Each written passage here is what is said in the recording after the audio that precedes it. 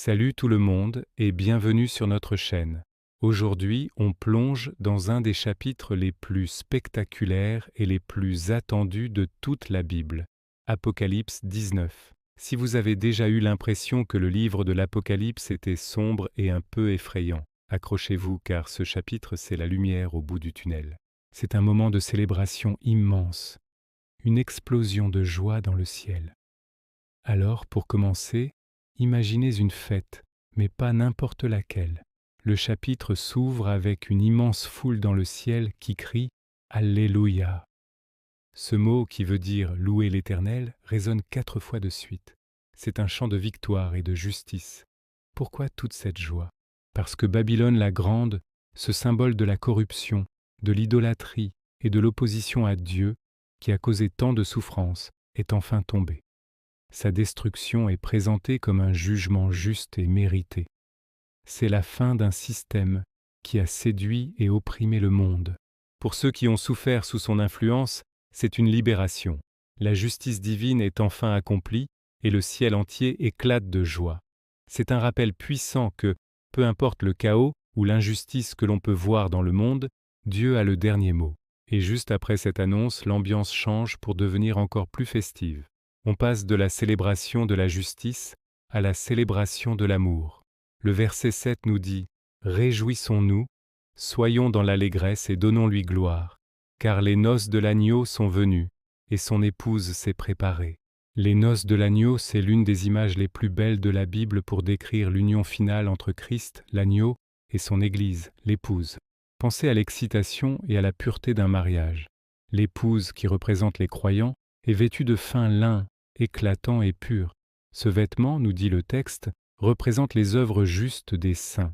Ce n'est pas quelque chose qu'on gagne par nos propres forces, mais plutôt le résultat de notre foi en action, une transformation que Dieu opère en nous. C'est l'aboutissement de toute l'histoire du salut, un moment d'intimité et de communion parfaite avec Dieu. Et puis, le moment que tout le monde attend, le ciel s'ouvre, la tension monte. C'est une scène digne d'un grand film d'action. Un cheval blanc apparaît et celui qui le monte est appelé fidèle et véritable. C'est Jésus-Christ, mais pas comme on l'a connu sur terre, humble et doux.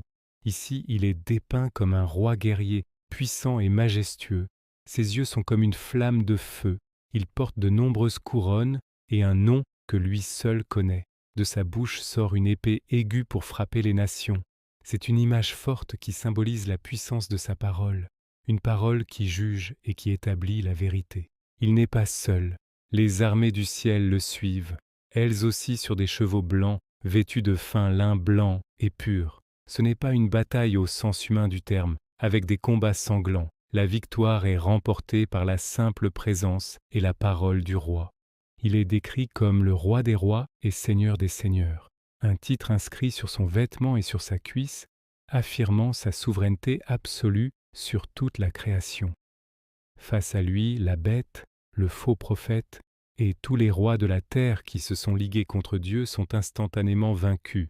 Ils sont jetés dans l'étang de feu, un symbole de leur défaite totale et définitive. C'est la fin de toute rébellion, le triomphe absolu du bien sur le mal. Alors, que retenir d'Apocalypse 19 ? Ce n'est pas juste un récit futuriste, c'est une source d'espérance incroyable pour nous aujourd'hui. Premièrement, ça nous rappelle que la justice prévaudra. Même quand le monde semble injuste, Dieu est au contrôle et son jugement est parfait. Deuxièmement, ça nous donne une vision magnifique de notre destinée en tant que croyants, l'union éternelle avec Christ dans une célébration sans fin. Et troisièmement, ça nous montre la victoire finale et totale de Jésus. Il n'y a aucune force qui puisse lui résister. Ce chapitre nous invite à choisir notre camp. Allons-nous faire partie de ceux qui s'opposent à lui ou de ceux qui célèbrent avec lui? C'est un message d'encouragement à persévérer dans la foi, à vivre de manière pure, en attendant avec joie le retour de notre roi. C'est l'assurance que peu importe les épreuves, la fin de l'histoire est déjà écrite. Et c'est une fin glorieuse. Merci beaucoup d'avoir regardé cette vidéo. J'espère que cette exploration d'Apocalypse 19 vous a encouragé et éclairé.